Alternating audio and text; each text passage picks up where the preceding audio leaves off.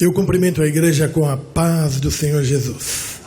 Abra sua Bíblia aí em Mateus, capítulo de número 3. Mateus, capítulo de número 3. Nós vamos ler 2 versículos da palavra de Deus. Apenas 2 versículos e possivelmente nós vamos estar mencionando alguns outros versículos, né? Mas 2 versículos da palavra de Deus aí, Mateus capítulo 3. E nós vamos continuar aquelas pregações. Já perdi a conta, quantas vezes nós pregamos sobre o agir do Espírito Santo. Alguém lembra? Conta? 3? Não, foi mais do que 3, com certeza eu tenho certeza. Mas não importa, não é?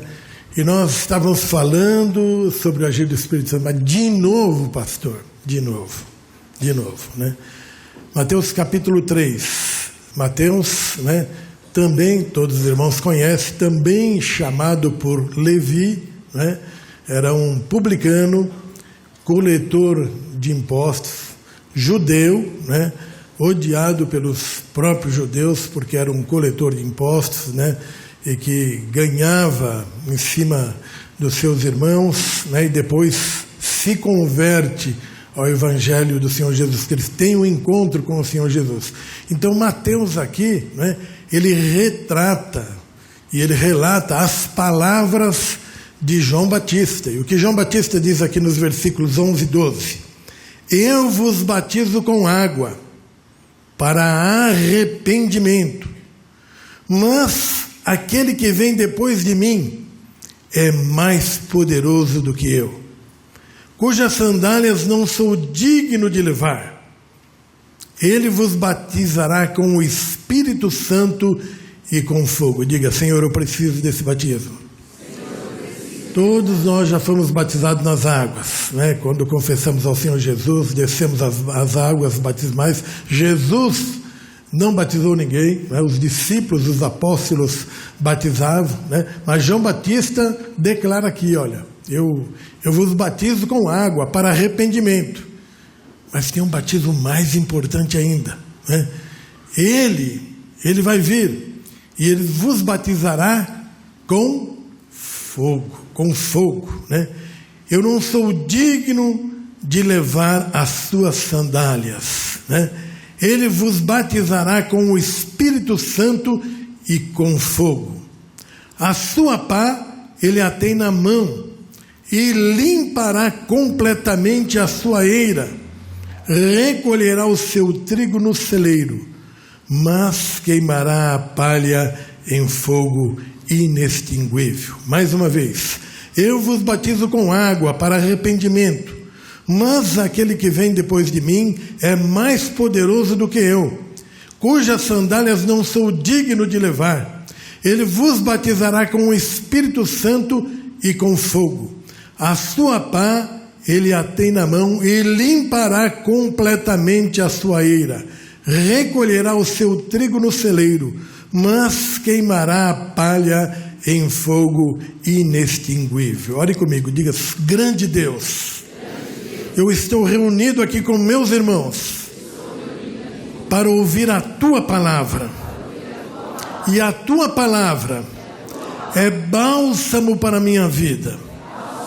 Por isso, Senhor, fala comigo neste dia. Fala comigo nesta manhã. Alcança o meu coração. Assim como o Senhor tem feito tantas vezes. Fala mais uma vez com o teu filho, com a tua filha. Ó Senhor, diga comigo: derrama a tua unção, a unção do teu Santo Espírito, esta unção que nós lemos agora, e transforma-me, Senhor, à semelhança do teu Filho amado. Renova o meu amor, renova a minha esperança, renova a minha fé, me fortalece, Senhor. Eu preciso de Ti, preciso da Tua palavra, e eu quero sentir a Tua presença mais uma vez. Reacende, Senhor, aviva, Senhor, a chama do Teu Santo Espírito no meu coração. pelo poder da tua palavra, em nome do Senhor Jesus Cristo. Amém e amém. Queridos, nós falamos 1, 2, 3, 4 vezes, acho que essa deve ser a 5ª ou a 6ª vez, mas nós falamos, não entramos nenhuma vez no Novo Testamento, nós falamos sempre no Antigo Testamento, e nós falamos das promessas de Deus, as promessas que Ele tem para o seu povo. Diga: Deus tem promessas para mim. E nós vemos lá desde Isaías, quando o Senhor disse assim: eu vou derramar águas no deserto, eu vou arrebentar rios no ermo, né? Deus dando a sua promessa, a promessa que Ele ia derramar água abundante sobre o seu povo. Queridos, Deus levantou a nação de Israel para ser um farol nesse mundo, né? Como Ele levantou a nação de Israel, o que a igreja do Senhor é hoje? Diga: o Israel de Deus. Fala para o seu irmão: Deus te levantou para ser um farol nesse mundo. Nós sabemos que esse mundo jaz em trevas. A própria Bíblia diz assim, que o mundo jaz nu. Você é diferente, você é diferente. Então nós vemos lá Deus falando lá com o seu povo lá em Isaías, né? Deus é um Deus tão grande de promessa, que nós vivemos pelas promessas de Deus. Nós pegamos a Bíblia e nós olhamos aqui: Deus, é a tua palavra, é a tua promessa. E a Bíblia está repleta de promessas. Uma pena que 90% do povo de Deus não pega as promessas de Deus. E o povo de lá vivia de promessas. Deus levantou aquele povo, né? E deu promessas a ele. Deus não fala com você? Quantas vezes Deus não usou um profeta, uma profetisa, nos tempos de hoje, para falar alguma coisa que seja de Deus mesmo para a sua vida? Quantas vezes Deus falou com você, né? Você tem se agarrado àquela promessa do Senhor? Quantas vezes, de repente, você folheando a Bíblia, lendo a palavra do Senhor, e de repente aquela palavra veio e acendeu e avivou, ela criou viva no seu coração, né? E você olhou e disse: essa palavra é para mim, e você toma posse daquela promessa. Queridos, o nosso Deus é um Deus de promessa. Diga isso mais uma vez: o meu Deus é um Deus de promessas. Então nós precisamos nos apropriar, não é? Quantas vezes de repente você teve um sonho, não é? E é um sonho que vem de Deus. Eu sei que o sonho vem por muitos motivos, você sabe também, mas é um sonho de Deus, e Deus falou com você através daquele sonho, não é? E você deixa esse sonho se apagar, indo. Nós vivemos das promessas de Deus. As promessas de Deus é que nos sustentam, queridos. Agora, se Deus, de dentro de tantas, Deus escolheu Israel e falou: você vai ser um farol para mim.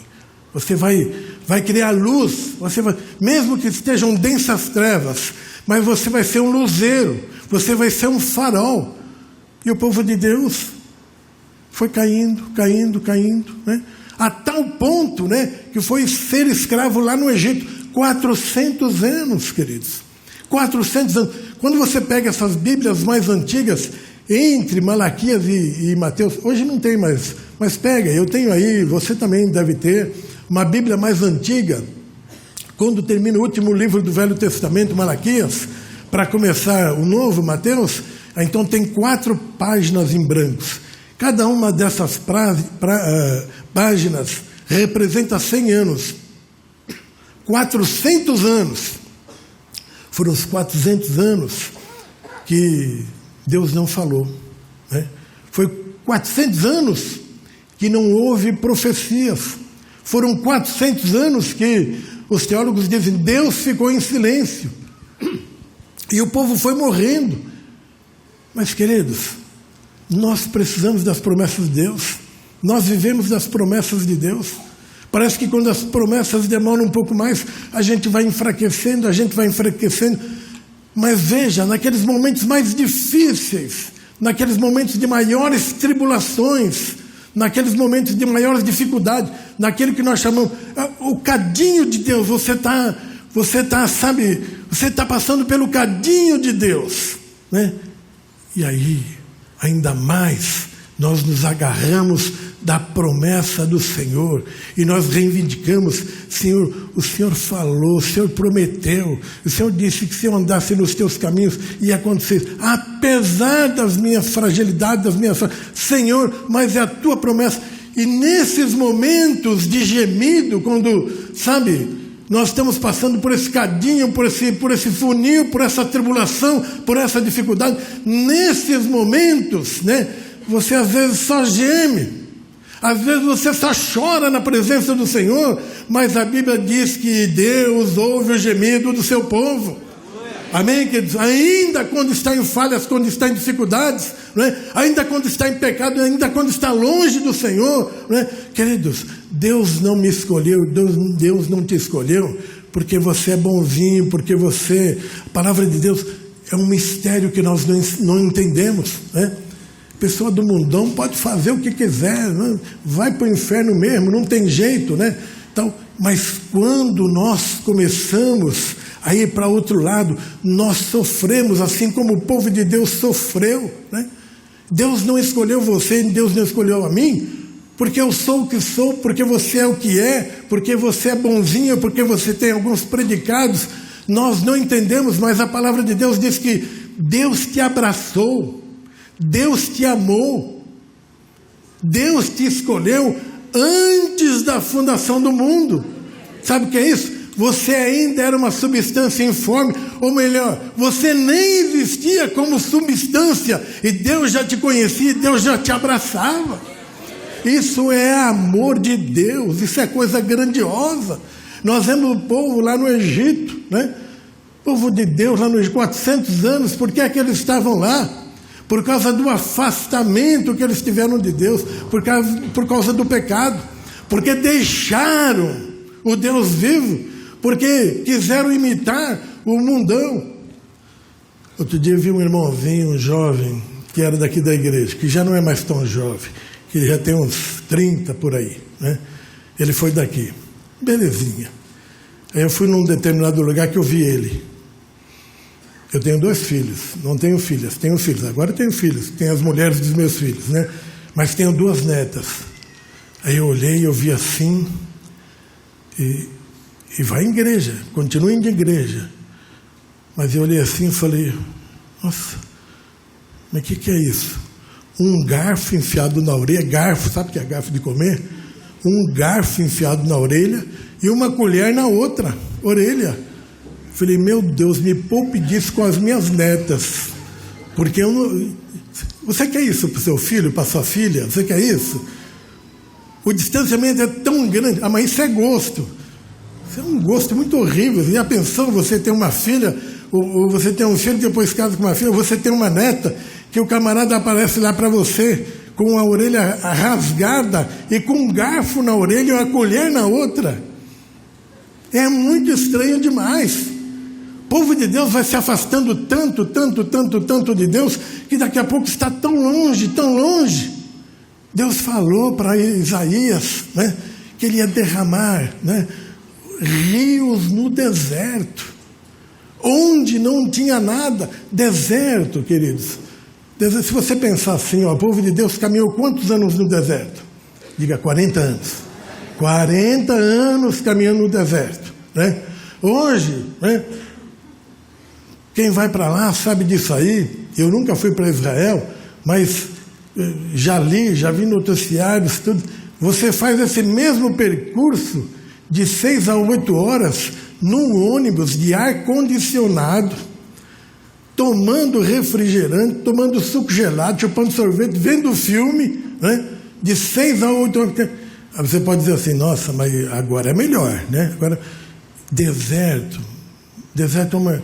Você já viu? Às vezes a gente expulsa demônio, aí já aconteceu isso comigo, Você quer saber? Você não vai voltar para o inferno, Vai para os lugares áridos da terra. Não é assim que você expulsa o demônio? Onde não tem ninguém. Não. Vai.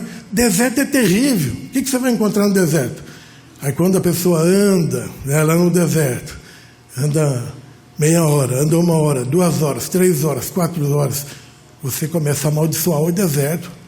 Deserto é terrível, Deserto representa o mundão. O que tem no deserto? Diga nada. Tem nada no deserto. O que você vai encontrar é aquelas serpentes do deserto que saem de dentro da areia. Você vai encontrar calango, você vai encontrar as cobras. Não tem nada no deserto. Deserto representa o mundo. Está no deserto. A pessoa está no deserto. Deserto é terrível, né? Mas todo deserto, a Bíblia mesmo mostra isso, que de vez em quando no deserto, quantos oásis o povo de Deus não encontrou? Encontrou muitos oásis ali. O que é um lugar que tem água, e ali tem palmeiras, né? E tem vários oásis que construíram casas perto, porque ali é habitável, é lugar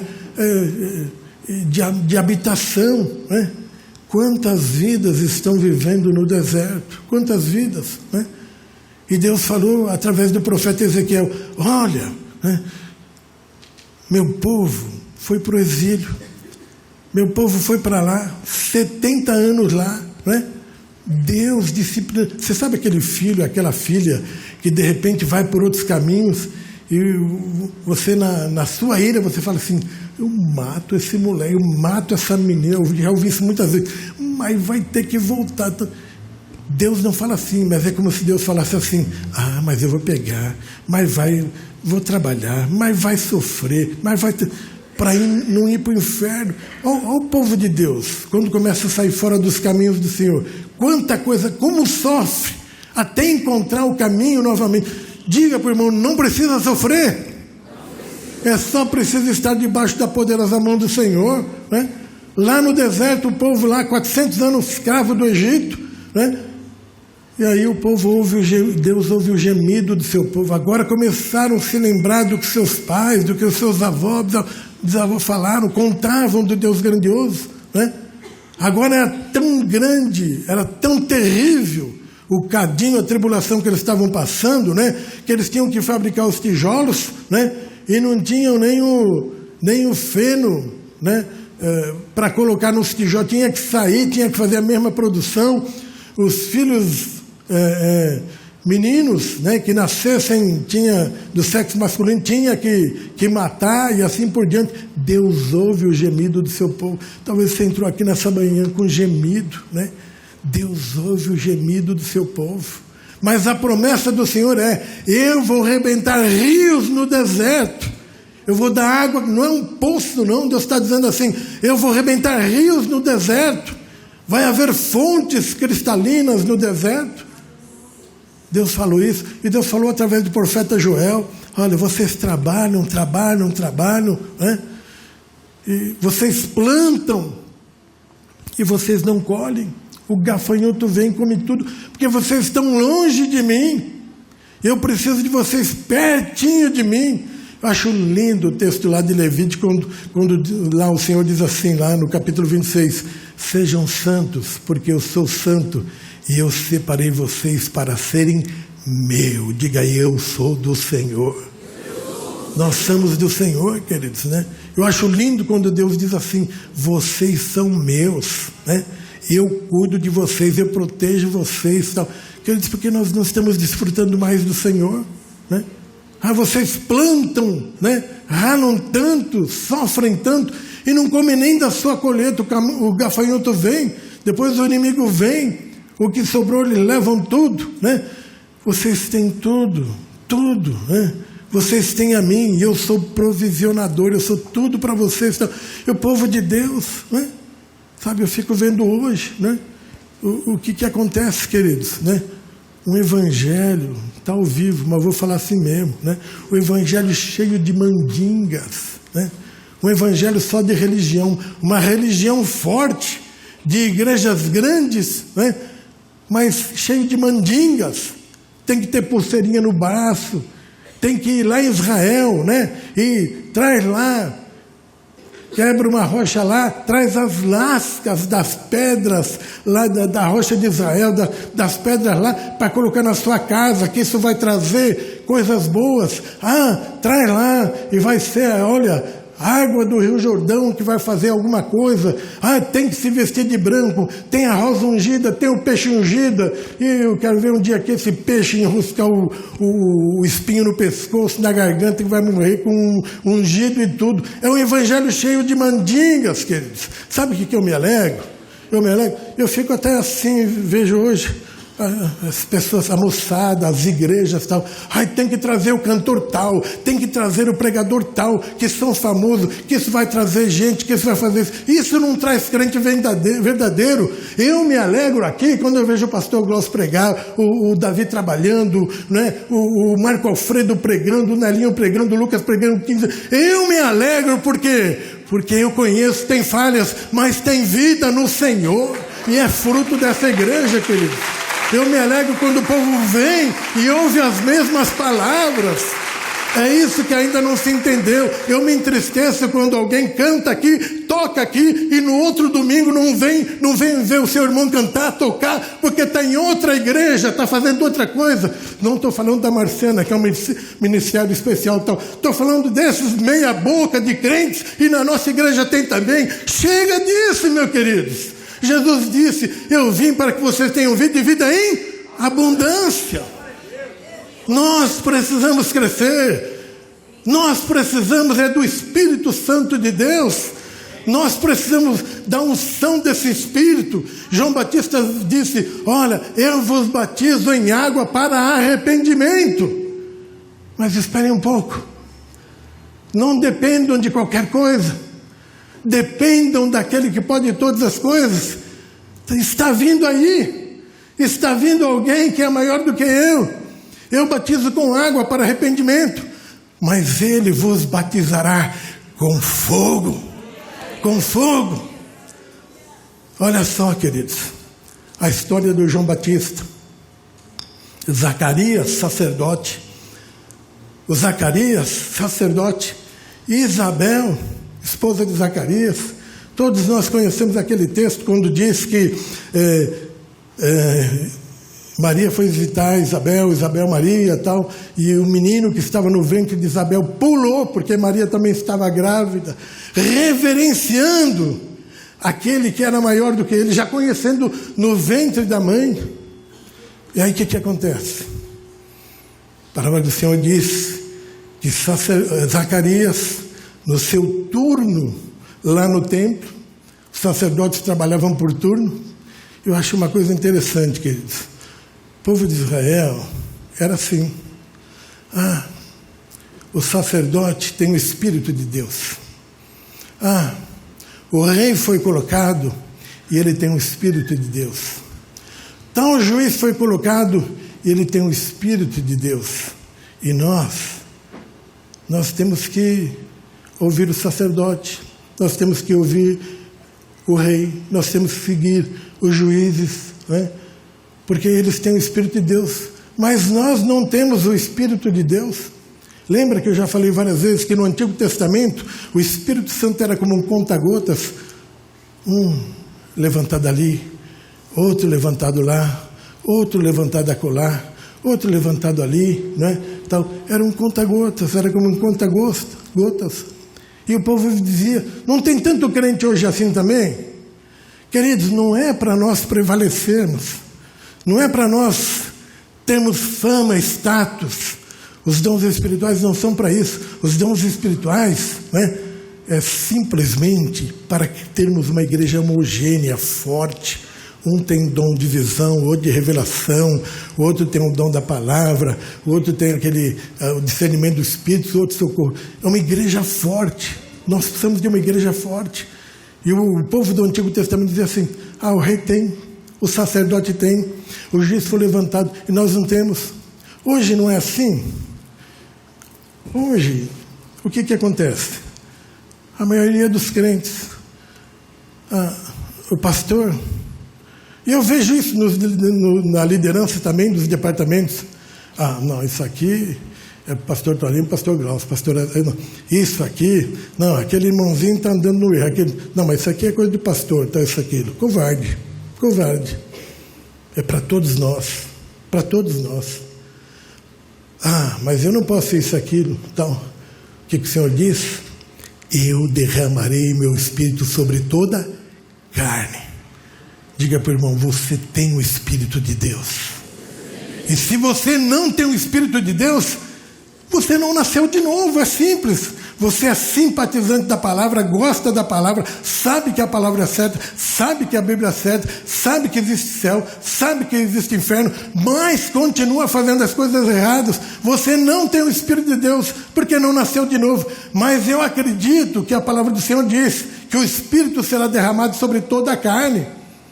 Sobre toda a carne. Então é para todos nós, queridos. Por que é que nós não desfrutamos? O povo de Deus gemeu lá no Egito. E quando eles estavam gemendo, passando por aquele cadinho, por aquela tribulação, o Senhor mandou o libertador. O Senhor diz assim: tirei vocês com asas como de águia, sequei o mar, sequei o rio, mandei o pão do céu, cuidei de vocês estavam insatisfeitos, queriam carne, e eu falei, eu vou mandar carne em 1 mês para eles, vai sair carne por todo o buraco do corpo deles. Diz que quando eles chegavam perto do outro, um cheiro de carne, saía pelos poros. Não estavam satisfeitos com o que Deus fazia. Percebe, queridos? Mas a promessa do Senhor é uma só, né?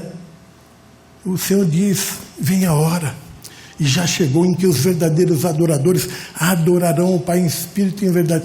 Por que é não? Nós temos que buscar o Espírito Santo sempre, sempre. João 14, versículos 16 e 17, quando você lê lá o capítulo 14, o capítulo 15, 16, 17, lá desde o 13, você vê uma cena interessante, triste, até quando Jesus começa a se despedir dos seus discípulos, né? Um de vocês vai me trair. Imagina se fosse conosco. Eles ficaram com a pulga atrás da orelha. Será que sou eu? Será que sou eu? Pergunta quem é. Isso, aquilo, tal, né? Todos nós sabemos agora que era Judas, aquele que esteve com ele, aquele que tinha ministério com ele, aquele que cuidava das coisas materiais, né? Aquele que com certeza pregou algumas vezes, aquele que com certeza expulsou demônios em nome de Jesus, mas deixou que o inimigo viesse, que as coisas do mundo viessem, então, deixou que outra coisa tomasse seu coração. Você já viu um crente quando começa a crescer um pouquinho, já se ufana, já vai sair, vai abrir uma igreja, vai fazer isso aqui. Tadinho, não sabe nem o que está fazendo. Porque vai prestar contas para o Senhor.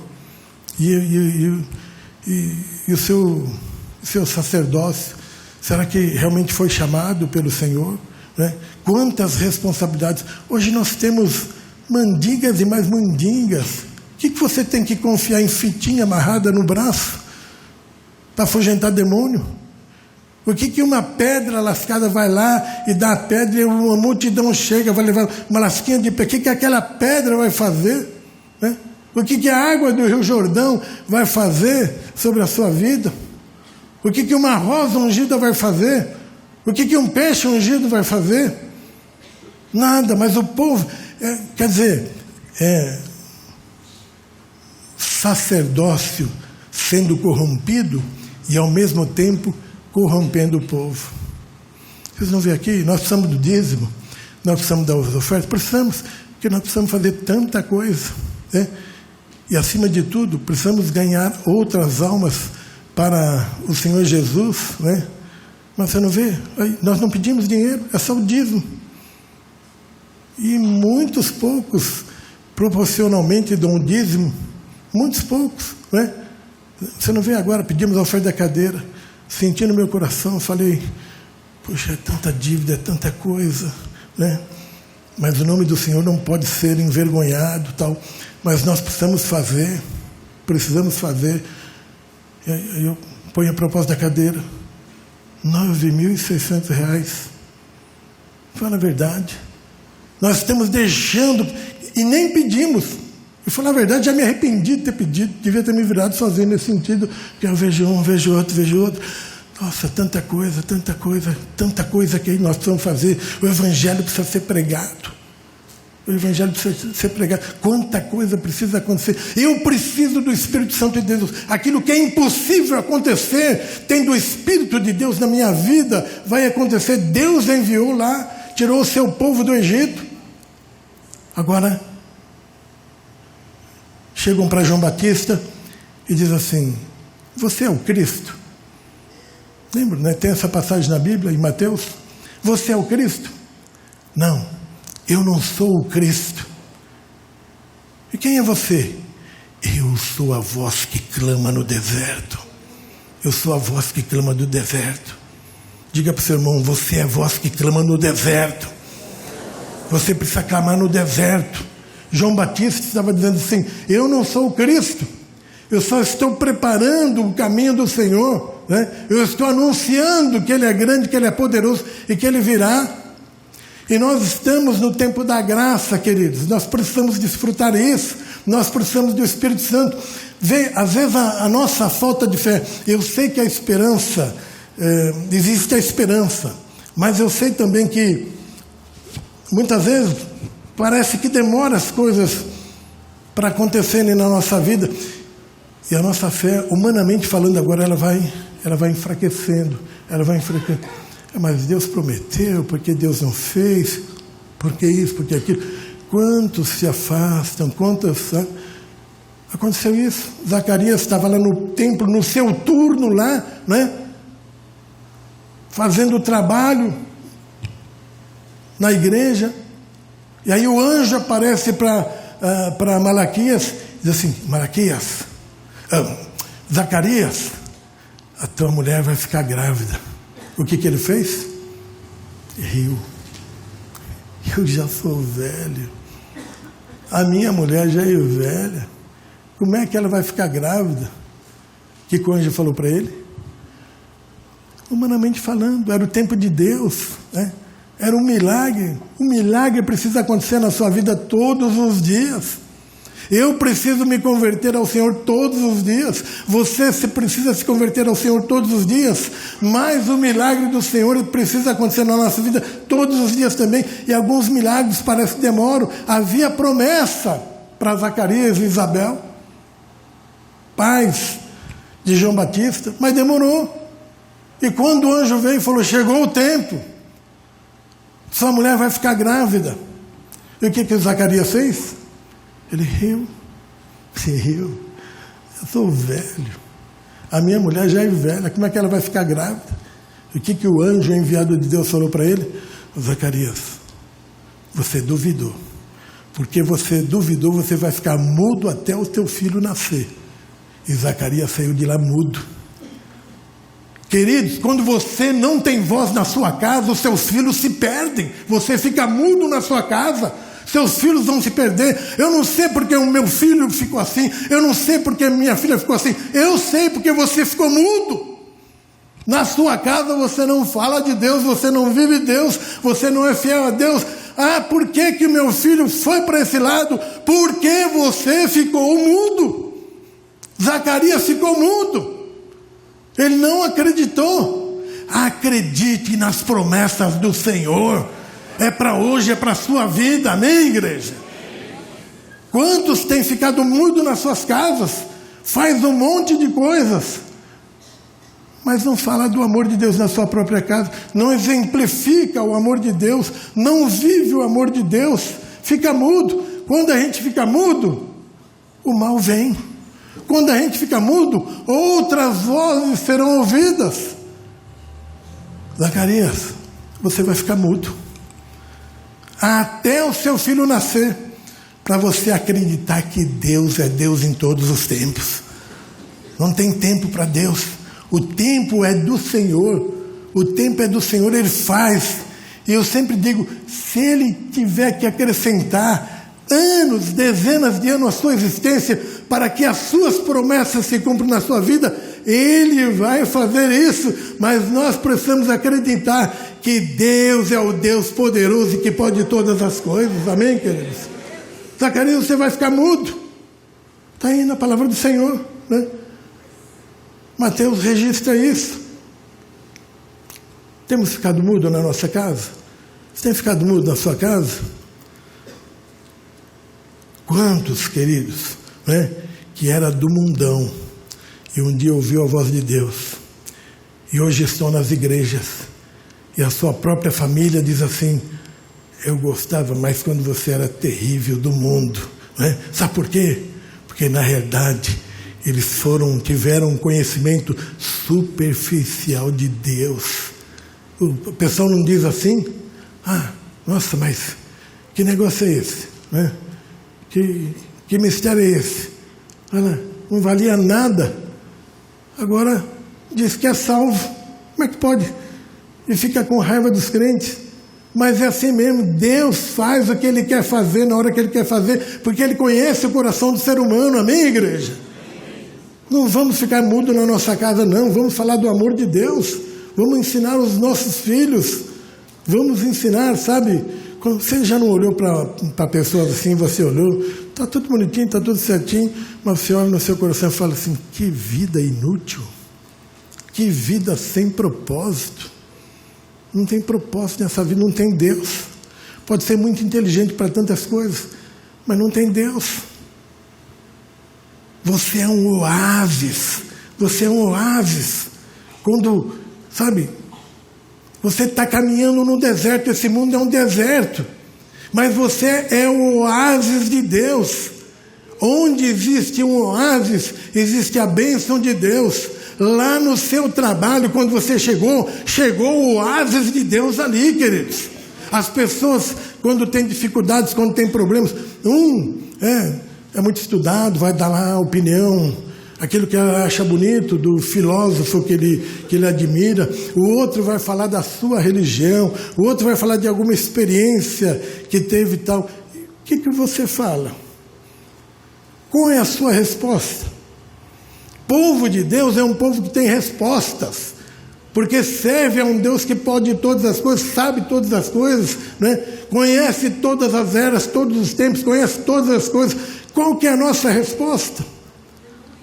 Lá no seu trabalho, por exemplo, quando você está lá, você é o oásis de Deus ali. O mundo é um deserto, queridos, mas você é o oásis de Deus. Chegou ali, tem vida. Porque onde tem um oásis tem vida. Onde tem um oásis tem palmeiras. Onde tem um oásis as pessoas chegam até lá. Não estamos morrendo, mas se nós chegarmos naquele lugar, lá tem uma fonte, né? Lá tem um oásis. Se nós chegarmos lá, nós não morreremos, porque nós vamos ter água suficiente, né? Nós não vamos morrer de inanição, nós vamos viver, queridos. Você é o oásis de Deus, tem que ser lá no seu trabalho, você é o oásis de Deus, lá na sua faculdade você é o oásis de Deus, lá na sua casa você é o oásis de Deus, lá no hospital você é o oásis de Deus, lá na fábrica, lá no consultório, lá onde você estiver, você é o oásis do Deus vivo, amém, queridos? E o que nós estamos fazendo? O que nós estamos fazendo? O que reflete a nossa vida? Qual que é o problema que nós estamos enfrentando? Qual que é o sonho do nosso coração? Será que nós temos priorizado mesmo Deus na nossa vida? Será que nós temos buscado em oração? Quando eu falo assim, e não é errado, queridos, mas eu não digo que aquelas orações meio que formais, meio que planejadas. Eu levantei, então eu tenho que orar, porque eu levantei. Eu vou tomar café, obrigado, Senhor, por esse café abençoado. Eu vou almoçar, aí não, temos que orar, porque é hora de orar, é hora de abençoar a refeição. Eu vou jantar, eu vou orar, porque eu vou me deitar, então eu vou orar, né? Então, eu não estou falando dessas orações, eu estou falando o que a Bíblia diz, espírito de oração. Não importa o momento, você já tem um espírito de oração, porque você tem o Espírito Santo de Deus que mora em você. O Senhor diz: eu habito nos altos céus, mas eu habito também no contrito e quebrantado de coração. Amém, queridos? Ao seu povo Ezequiel, ele falou assim: olha, esse povo é empedernido, esse povo é duro de coração, mas eu escolhi eles, E eles vão ter que mudar, né? Eu vou tirar esse coração de pedra, empedernido, duro para as coisas, para as minhas coisas. Eu vou tirar esse coração, eu vou colocar um coração maleável, vou colocar um coração de carne. E diz assim, mas quem fez o primeiro transplante de coração não foi o Dr. Zerbini. O primeiro transplante de coração quem fez foi o Deus Altíssimo, né? Alguém, sabe, chegava em casa, quando ia chegar em casa assim, o que acontecia, né? E a esposa já faz muitas coisas, às vezes trabalha fora, às vezes não, às vezes tem as crianças, mas já dá muito trabalho, né? Tal, isso, aquilo, e sabe, vai na igreja, vai tudo. Aí chega a hora, se a toalha não estiver no lugar lá, mulher, cadê a toalha? Já um funduco, sabe? É uma coisa terrível, né? Quando chega em casa, é crente, mas até o cachorrinho corre, põe o rabo no meio das pernas e corre, tal, porque ele vai levar um pontapé já, porque chegou alguém que está, sabe? Aí chega na hora da oração, vai orar, então, queridos, qualquer hora, qualquer momento, né? O Senhor diz, você é meu, eu te escolhi, né? Desde antes da fundação do mundo. Sabe o que é isso? Esse Deus te escolheu, Ele te amou. Você nem tinha substância, nem existia seu pai, sua mãe, seu avô, bisavó, nada. Ele já sabia o seu nome, Ele te escolheu antes da fundação do mundo, e Ele te amou. Eu sei que é uma comparação bem equidistante, o amor que nós temos pela nossa esposa, pelo marido, pelos nossos filhos, o amor tão... Mas dá para imaginar um pouquinho assim, né? Do amor de Deus, né? Para nós, né? Um amor que Ele nos abraça. É só olhar o filho pródigo, estava lá pronto, né? O Senhor, o Pai, estava lá pronto, esperando, fez tudo de errado, mas o Pai, se houve arrependimento, o Pai está com os braços abertos. E quanta gente diz assim, o que eu fiz na minha vida? Você ficou mudo. A sua casa, você ficou mudo, você não falou mais do amor de Deus. Pastor, não é bem assim. É isso que a palavra de Deus diz. Quer que traz pedra lascada, quer que traz óleo ungido, quer que traz óleo de Israel. Tanto faz o óleo de Israel como o óleo daqui. Se é na mão de alguém que teme ao Senhor, vai ser do mesmo jeito, queridos. Hoje é um evangelho de troca. É um evangelho, sabe, que favorece o sacerdote e acaba com as ovelhas. É um evangelho que, sabe, é uma troca, simplesmente, vamos fazer isso. O povo assim, o povo é bobo, tal. O povo não é bobo, o povo é um povo de Deus. Amém, queridos? Zacarias ficou mudo. Até chegar o dia lá, como é que vai ser o nome do menino? Nasceu um menino, como é que vai ser? Como é que vai ser? Aí a mulher diz, vai ser João. Por que João? Não tem ninguém na família? Às vezes a família se mete demais, né, irmãos? Tem que pôr esse, tem que pôr aquele, tal, isso, aquilo. Então, aí o Zacarias, sem saber, escreve lá, o nome dele é João, porque o anjo falou para pôr o nome de João. Então vai ser João, né? Mas ele ficou mudo. Quantas vezes nós ficamos mudos de falar a verdade para as pessoas? Sabe? Quantas vezes nós ficamos mudos para pegar o Evangelho? A palavra de Deus é bem claro, né? Ele diz assim, olha, que vem um dia e já chegou, em que os verdadeiros adoradores adorarão o Pai em espírito e em verdade, né? O Senhor diz que vai arrebentar águas, é para o nosso tempo. Hoje é a graça, é o Espírito Santo. Nós temos que buscar o Espírito Santo. É o Espírito Santo que nos fortalece, é o Espírito Santo que nos capacita, é o Espírito Santo que envia as almas, é o Espírito Santo que nos encoraja, é o Espírito Santo que nos assiste, é o Espírito Santo que nos dá forças. Quando você tem uma enfermidade, você só pode se agarrar em Deus. É o Espírito Santo que vai te ajudar. Quando você tem um problema familiar, é o Espírito Santo que vai te ajudar. Quando você tem um problema de relacionamentos, quando você tem um problema de emprego, é o Espírito Santo, só Ele que pode te ajudar. E nós dependemos tão pouco do Espírito Santo, né? O Senhor diz lá para aquele povo, né?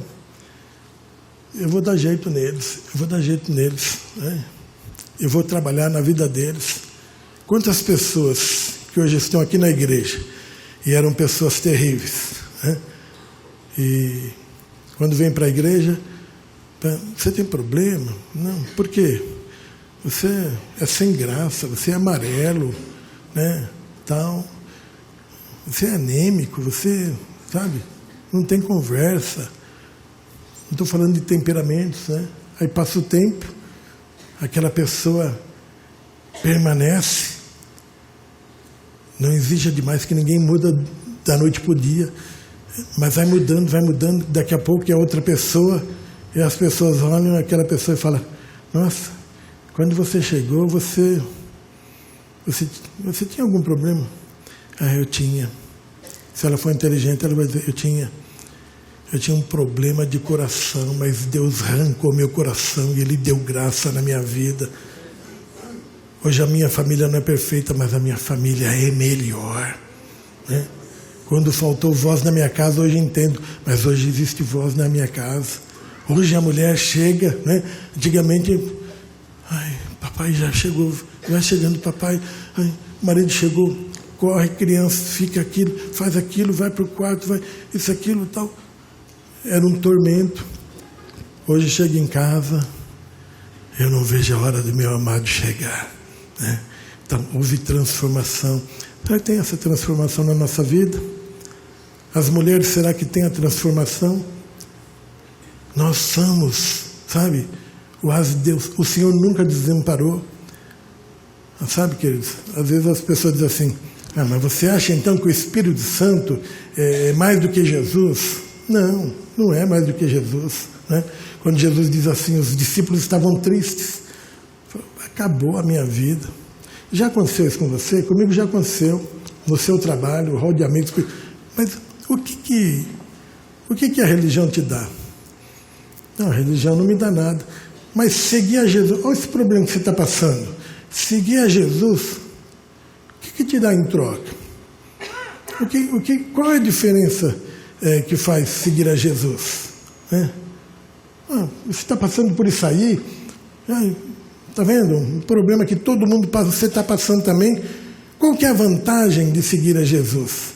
Parece que você fica desamparado, não parece? Os discípulos, quando você lê o Evangelho de João 13, 14, 15, 16, 17, você vê uma conversa íntima do Senhor Jesus, já começando a lavar os pés, preparando, falando: olha, eu vou embora, tal. Provavelmente Pedro, João, os outros apóstolos disseram assim: valeu a pena, eu vou voltar lá para minha casa, vou ter que falar para o meu pai, dar um empreguinho aí de barco novamente para eu pescar. Os meus amigos que vão cobrar, e valeu a pena você seguir a Jesus? Tem valido a pena você seguir a Jesus? Né? Vale a pena sim, meu querido. Porque você crê na palavra de Deus, sabe que não é só uma esperança, é uma realidade, né? Jesus falou assim: não fiquem tristes para os discípulos. Vocês estão muito tristes, mas o Senhor falou que vai partir. O Senhor falou até que vai morrer. O Senhor não vai estar com a gente. Não, mas fica tranquilo, porque eu vou enviar um outro Consolador, que vai estar com vocês todos os minutos da sua vida, né? Você pode se agarrar nele, ele vai te assistir, ele vai estar em você, ele vai ser derramado sobre toda a carne. É para esse momento, é para agora, né? Não se preocupe, né? Aí você pode falar: o Consolador, um, outro, tal, alguém está com dificuldade, pode ser o Consolador, o outro pode ser o Consolador. No grego há duas palavras para Consolador. Um é o Consolador que nós temos aqui, por exemplo, hoje. Homens, mulheres, adultos, jovens, adolescentes, né? É um grupo heterogêneo, né? Então, um pode ser consolador do outro, mas o consolador que o Senhor fala ali, né, é um consolador da mesma essência, é um consolador que é igual, é um consolador dentro do plano de Deus. Jesus disse: eu vou, mas eu vou estar com vocês todos os minutos. Eis que estarei convosco todos os dias até a consumação do século. Não se preocupe, eu vou estar lá à direita do Pai, intercedendo por vocês. Mas fiquem tranquilos, porque o Consolador que eu vou mandar, é da mesma essência que eu, é da mesma perfeição. Jesus disse, eu e o Pai somos um. Eu e o Espírito Santo somos um. Eu vou continuar assistindo vocês todos os momentos da vida de vocês. Eu vou estar com vocês todos os momentos. Não se preocupe, é esse Consolador, é a mesma essência, é Jesus através do Espírito Santo conosco em todos os momentos.